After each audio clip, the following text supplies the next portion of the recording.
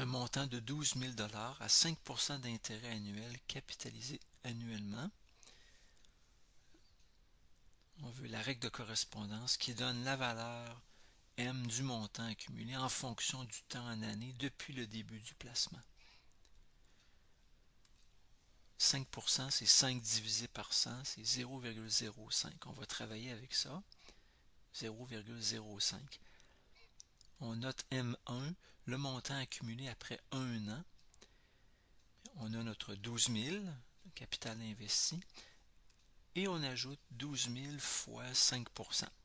12 000 fois 5%, ça c'est bien l'intérêt obtenu après 1 an. Donc le montant au total, c'est le 12 000 plus l'intérêt. Mais on va réécrire cette expression-là en mettant 12 000 en évidence. 12 000 fois 1 pour 12 000 plus 12 000 fois 0,05. Et on réécrit encore 12 000 fois 1,05.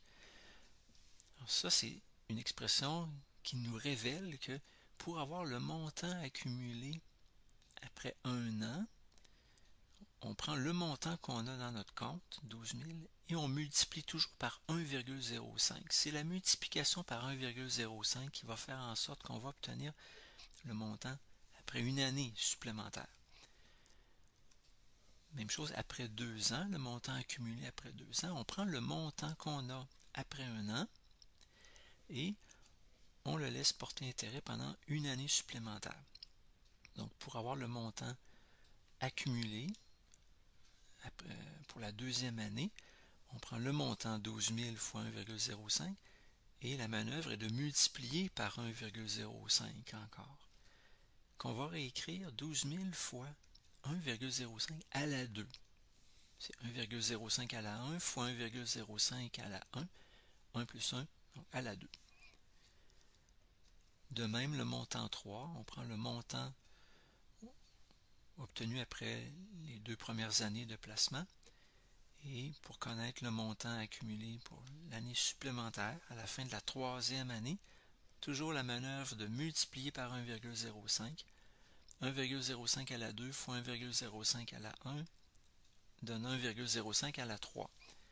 On constate facilement que pour trouver le montant accumulé après 1 an, c'est l'expression ici avec 1,05 à la 1, 1 an à la 1, 2 ans à la 2, 3 ans à la 3, ce qui fait que le montant accumulé après T années, ça va être avec 1,05 à la T. En B, on demande après combien de temps le montant accumulé sera-t-il de 19 547 $.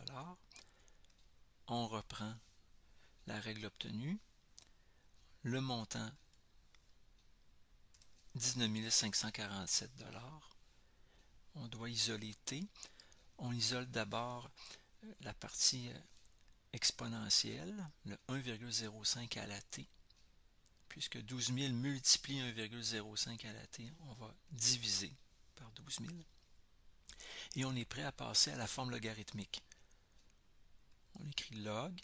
La base, c'est bien 1,05. C'est la base de notre expression à la T.